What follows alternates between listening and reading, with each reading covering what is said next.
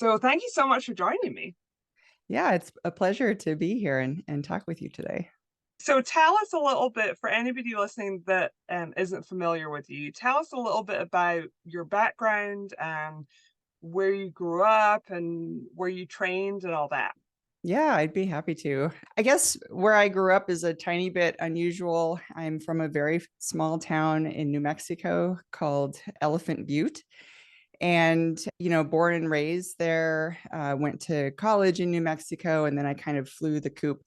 I've lived all over the United States. I went to medical school at Michigan, and then I've done three subspecialty training programs. I did peds pulmonary, I did a sleep medicine fellowship, and then obesity medicine. So I have a sort of broad area of expertise. But the majority of my practice clinically has been in adult sleep medicine, and it's something I'm really passionate about.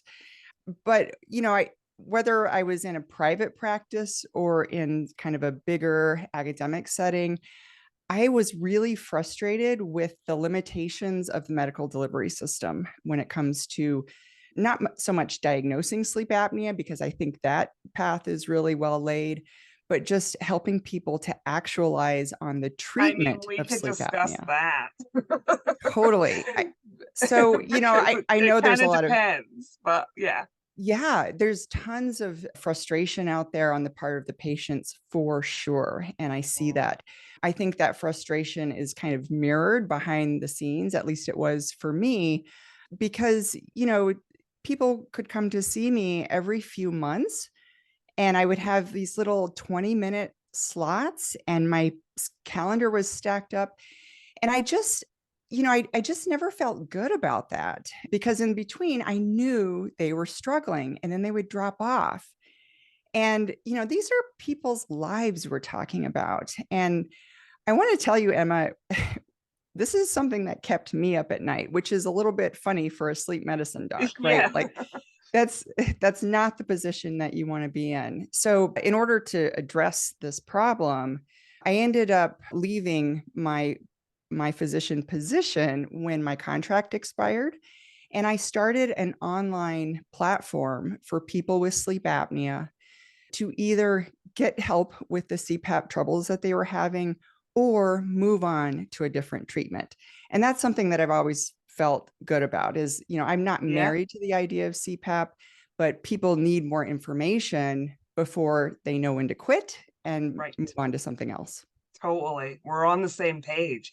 I think that the biggest thing that keeps me up at night is, and you probably saw this firsthand, is just all the people who have problems adapting to CPAP and then just abandon it and don't Yeah. ever go back to their doctor and say, I'm now leaving my sleep apnea untreated. Like Yes. they just don't ever go back. And that's and the numbers of those people is quite high. And that's what Yeah. really keeps me up at night.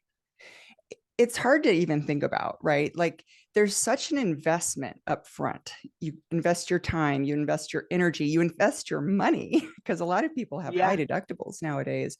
So there's all this investment. And then to have the ball drop later on and to kind of resign yourself to sleeping poorly or dealing with the long-term effects of Yeah. untreated or undertreated sleep apnea, I'm really passionate about saying that's not acceptable. Right. It's not. You're on Yeah. my team. I love it. So I don't think we ever really think about it from doctor point of view, right? We always think about it from a patient point of view. We don't get very long with the doctor, but we don't think about the stacked schedule on your end. So thanks for explaining that, because that really, I think, flips the script for a lot of us. Like, we're just kind of thinking like from the patient perspective, this doesn't feel very good to us, but then it doesn't feel very good probably to most doctors either. It's just I kind think of the way that's the true. system has ended up. Yes, I think you're spot on. And I know that it doesn't feel good for patients. I've seen it myself. Sleep apnea happens to run rampant in my family. And one thing I'm always thinking about is what if this was my mom in the appointment, or what if this was my uncle or whatever? You know, it's a person sitting across from you. And I know you can feel like cattle being pushed through the system, and it's just not right. Yeah. So was your family like, when did you discover everybody has sleep apnea in your family? Was it later into your career, or was that part of why you got into sleep in the first place? It wasn't really why I got into sleep in the first place. But the funny thing is, when I was in private practice in New Mexico for nearly 10 years, my family would come into my sleep lab to get tested and treated. And, you know, there's kind of this myth out there that sleep apnea is always related to a person's weight. And in my family, that is definitely not true. And it's Mhm. one of my missions to dispel that myth. So in my family, there are members who are overweight and members who are not, who have sleep apnea. In fact, I don't feel shy about telling you that as I'm trying the new type 3 home sleep apnea test and even the type 2 devices, I am now capturing the beginning of my sleep apnea. So I knew it was Interesting. coming and here it is. So, this is it's just kind of driving me. It's something that motivates me because, like I said, I like to put my feet in the shoes of a person who walks this walk. Do we think it's something to do with craniofacial development, or it's just like the structure of the airway in your family, like the way people develop over time, or you just don't know? You just are like paying attention to see what happens. This is a really good question. And I think this is something that you can kind of only know if you have an extensive evaluation, which is not Right. always indicated. Yeah, it's Um, more of a CBCT scan thing, yeah, which yeah. most people are not getting. Yeah, and I think there's limitations to those too. I like to lay out 9 reasons why a person could have sleep apnea, and Oh, oftentimes there's a mix of right. different things I contributing. want to hear your 9. Oh my gosh, yeah. In fact, I can give you a PDF that you can link in your show notes if Oh you want. yeah, that'd be awesome. Um, so so in my case and probably my family's case, I would say that there is a component of oral anatomy. I Mm, know that my tongue is large for my mouth. And mhm, even though my teeth are straight, they weren't always this way. And I didn't have braces. And I feel like I probably should have because my tongue is too big for the size of mhm. my oral cavity. So I've got the scalloping on the sides, and I'm sure Yep. I'm managing my tongue volume. There's probably also a component of the genetic neurorespiratory control mechanism there. And I Yes. say that because for some of my family members, I'm thinking of one uncle in particular, I saw a lot of central apneas at sleep wake transitions, which tells me that there's a sensitivity there to a Yeah. gas. So I'm sure that's playing a role. Yeah. It's chess, not checkers, right? Because quite often we don't have all of the information. Like, most people aren't having DICE procedures, and that they're not perfect either. Yeah. And most people don't have like a CBCT scan. So finding out exactly how and why your airways becoming blocked or is collapsing is so tricky. Mm-hmm. Yeah, and in some respects, it's possibly for some people more effective to spend their energy with the treatment that they want to Right. pursue. Because Right. ultimately the goal, I think there's this overarching goal of healthy sleep, Hmm. waking up refreshed, and having Yeah. energy during the day. Yeah. So I don't know if for some people it's that helpful to kind of work down to the exact reason or the exact Right. level of obstruction. Unless you're trying to do a surgery to address that or something. Exactly But if right. if Yeah. you're not, then I totally agree with you. There's been a couple of times in my own journey where, my sleep specialist has said we could test for, all different other things. And it kind of goes around in a circle. So if you test for idiopathic hypersomnia, I'm like, well, if I got that diagnosis, what would the treatment option be? And they're like, all we really have is stimulants, which Mhm. they could prescribe me as somebody with sleep apnea anyway. So it kind of, I think for some patients, like knowing even more, like sometimes doesn't put you any further ahead. So are people able to work with you one-on-one remotely, or they can do courses? What's the main way people can work with you? Yeah, so I have 4 online courses currently. 3 of them are especially for people who have obstructive sleep apnea. And the one I'm launching right now in October and November of 2023 is called the Ultimate CPAP Mask Course. And coupled with that is not only the information that I wanted to tell you in that little 20-minute visit, but it's also including 4 weekly sessions with me live in a group coaching setting. So this is really important because I think what people need is a guide through the mask. They need somebody to have a high touch approach. And I think it's really helpful for them to have community. So seeing other people's questions, other people's Super helpful. struggles, Yes. yeah, and kind of fleshing out what can I do? What would be better for me to try? So just the titles of my courses kind of say what they do. Yeah. Another one that I really That's how like, you know you have a really awesome title. right, right.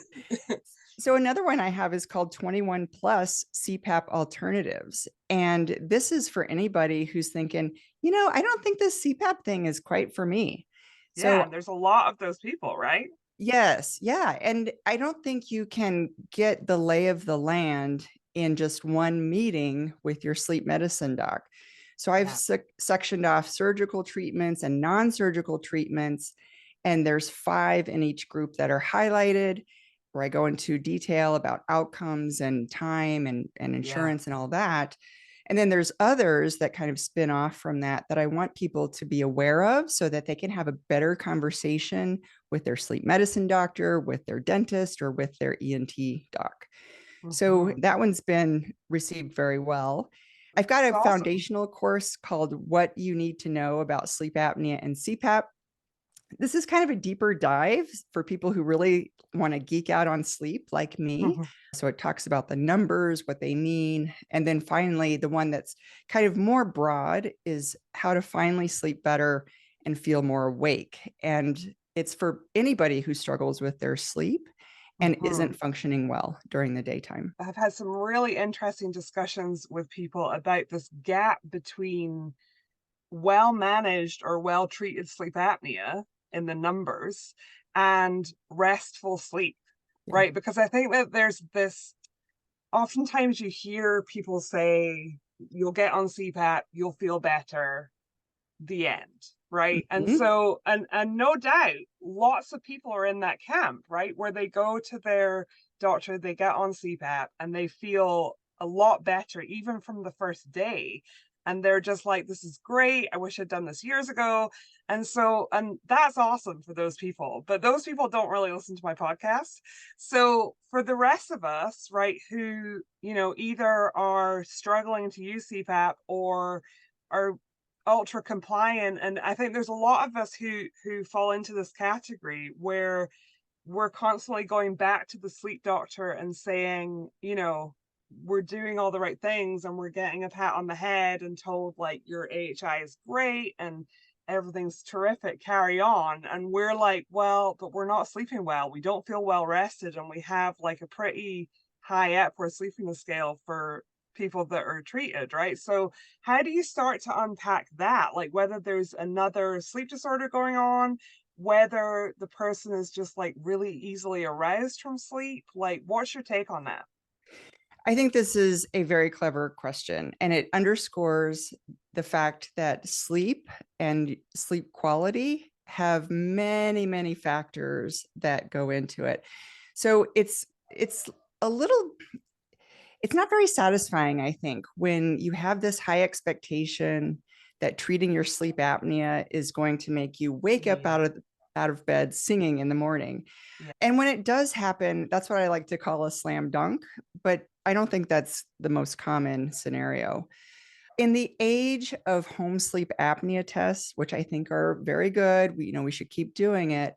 But these type 3 devices are really only for obstructive sleep apnea. And Yeah. interestingly, they don't measure sleep, right? So whenever I see someone has had a home sleep apnea test, I just put a pin in that because it tells me there's a blind spot there. There's a Yeah. blind spot about their sleep quality, and I just need to keep that in mind since it's not at all uncommon for many people to have more than one sleep disorder. There's also lifestyle factors that come into it. So I talk a lot about contrast and balance. And what that means is, how you spend your day affects how you spend your night. So things like exercise and light exposure and social engagement and creative outlets, things that help us be sort of the best human being that we can be, translate into more restful sleep, especially when you think of food Hmm. and exercise and meals and social connection.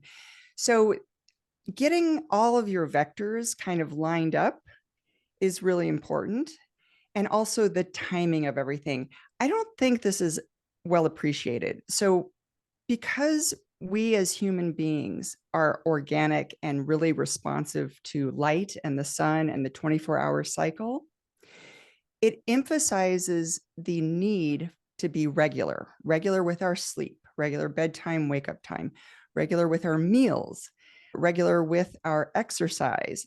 All of these things kind of produce a little stimulus that makes it more likely that we're going to be awake or more likely that we're going to sleep. So if we want that timing to be predictable and be what we want it to be, we have to get entrained to the 24-hour rhythm more than just with our light exposure.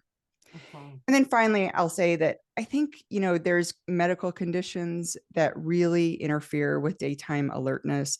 Anything that's chronic, any chronic heart disease, chronic lung disease, metabolic disorders, gut problems, chronic pain is a big one. I mean, if you're in pain all the time, that just wears you down. It makes you tired. And I think in general, Americans are not terribly good at resting. So needing rest and honoring your time to rest also helps you to be more alert and have more energy. Sometimes those things are related, sometimes they're separate.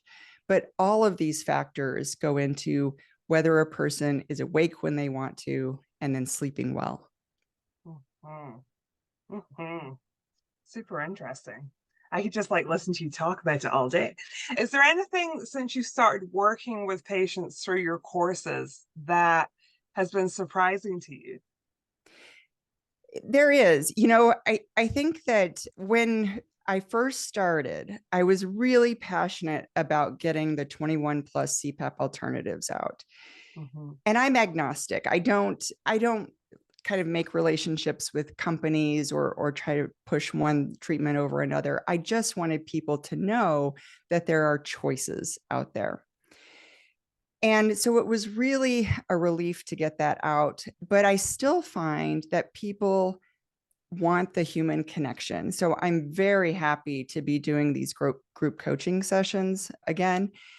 And I've also opened up a few spots for one-on-one coaching. Now, this is not me being a person's doctor, and I, want to make that clear because I'm not ordering tests, I'm not ordering any sorts of treatment.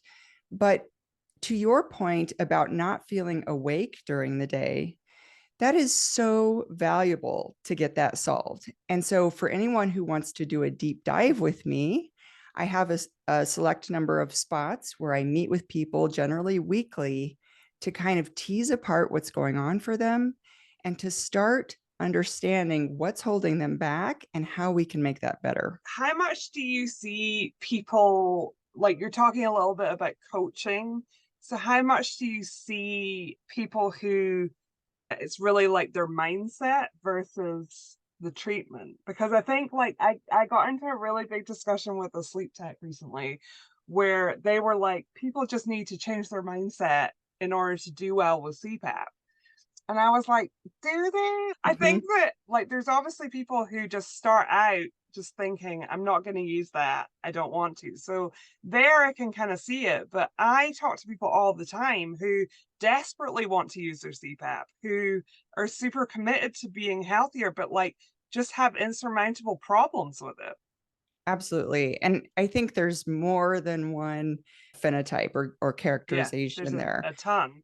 This, and this is something that surprised me. Sometimes I think there's a group of people out there for whom mindset is an issue, but they don't quite know it yet. And it's interesting to uncover that a little bit. And sometimes it's like the person who is lying in bed with their mask on and the pressure is going and they're trying to sleep and they're just hating the CPAP the whole time. Like, I don't like this experience at all.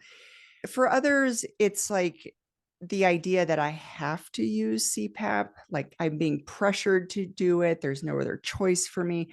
That is Mm, burdensome. And it's a mhm, joy to kind of let that go with folks. Like, you don't actually have to do anything you don't want to do. mhm, Um, if you reclaim your agency, that's very freeing and it gives you more empowerment so that you do have more patience and self-compassion as you're trying different masks or whatever. It kind of takes the edge off of the experience. mhm. And then I think there's people that just, like you said, they really are motivated. They want to do it. They understand why it's important for their health. And they struggle with anxiety or claustrophobia, or they have a hard time getting a mask fit, or dry mouth. Dry mouth is huge. And one of the drums that I beat is it's better to breathe through your nose. Let's see if we can work on your nose. Let's get it opened up. Let's see if we can make this more comfortable for you.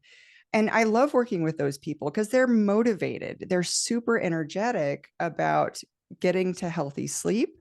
And sometimes they're just quite not there yet. And doing one little thing can help them to increase their comfort. And all of a sudden they're sleeping through the night. That's the dream right there. Right. That's the dream. How much do you find that health equity kind of comes into it? Like when you're looking at alternatives to CPAP and which options are covered by insurance and which take out of pocket, people paying for them themselves.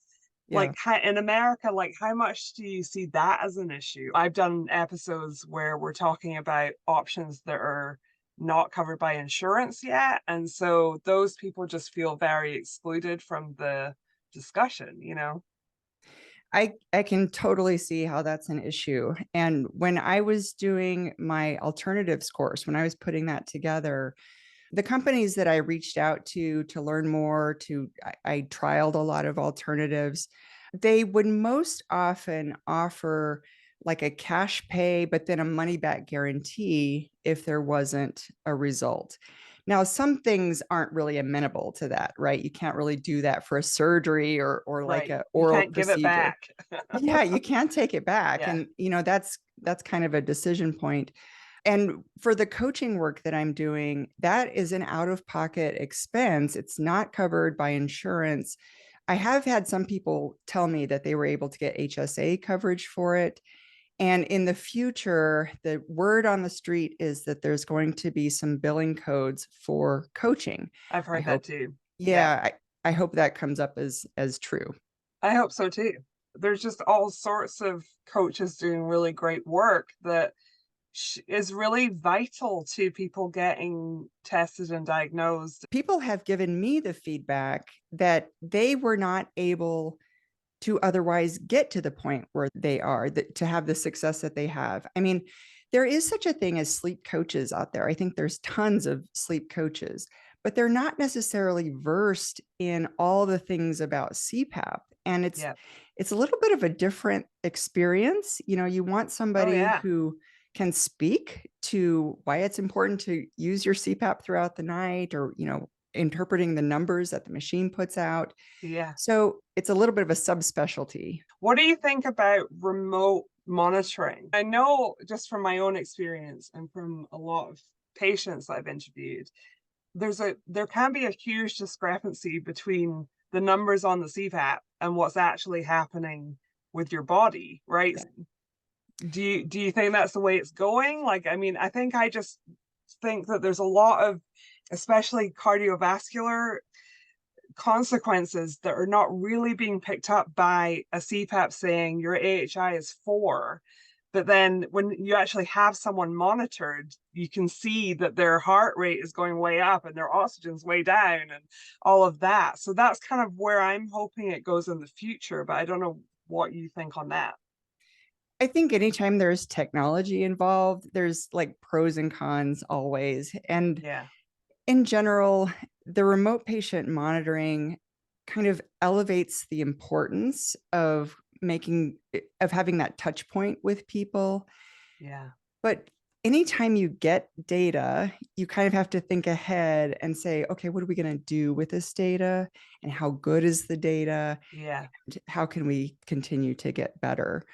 So I'm not opposed to it at all, but I think that with something new coming onto the table, you just have to kind of sit back and say, let's see how it is. We're going to put this in a Yeah. perspective. The numbers never equate to the person. This is a person behind the numbers. So, like we were talking about before, the numbers can look fantastic. You can look great on paper, but then feel terrible and still slog through your day. So, I just think that anytime you're looking at numbers, there's always that idea that this is not the whole picture, it's just one component. Yeah. And I can see how a doctor in the position that you were in when you were in private practice doesn't have the time to really dig, like if the numbers are saying this looks great, it's well treated, I understand why they would be like, okay, I don't need to spend as much time on this because she's still a bit tired, but like the numbers look good versus somebody else where the numbers don't look good, like I kind of Yeah, see that, but I just think being able to have more time to try and figure it out is way better. I think one of the good things maybe about remote monitoring might be that continued relationship with the doctor. mhm, Like I just think like whereas I think a lot of people tend to kind of drop off and not go for an annual checkup. And there's just a lot of limitations, like you were saying, about the current system for a lot of people. totally. Um, so do you want to tell us a little bit about you're organizing a summit next year? Yeah, this is something I'm super excited about because it's entirely free. So nobody has to get their insurance company involved or dip into their wallet. So it's a free summit called Sleep Deep: New Approaches in Treating Sleep Apnea and Insomnia. And as you know, these conditions can coexist in the same Absolutely. person. Yeah. So it's an online summit. I'm interviewing experts in the field of sleep medicine, cognitive behavioral therapy for insomnia. I'm also interviewing cardiologists, neurologists, pulmonologists, diabetes specialists, obesity medicine physicians, all of these people who practice evidence-based medicine Mm-hmm. and have a interest in promoting healthy sleep for their patients. Mm-hmm. So the summit runs for 1 week, February 6th through the 12th. You can see I'm really excited about it. If people are interested in learning more, the platform that it's going to run on is called Dr. Talks, DRTALKS.com. Okay. And they want to look for the schedule, which has my summit, the Sleep Deep Summit, in early February 2024. And we can link to that in the show notes if there's a link for it. Definitely, Yeah. definitely. Okay, so tell people, is there anything else you wanted to cover before we wrap it up? Did Uh, we I would like to else? also say that, for people who feel like they're alone with their sleep apnea or frustrated, I actually host a private Facebook group that I'm in all the time to give information. I do Facebook Lives, I answer questions, and it's a safe space, it's a positive space. And I think that the community there, we're nearly to 2,000 members. It's an That's great. amazing group, and there are seasoned CPAP users that are there to dispense wisdom. There are people who've been through other journeys with their sleep apnea. And I'm just really proud of the community and the reciprocity of the members. So that's a way that I like to connect with people. That's great. Well, we can link to that as well. And do you have a website that has all of this? Yeah, I do. So my website is supersleepmd.com. Well, thank you so much for joining me. I really appreciate your time today. It's been a pleasure to talk to you.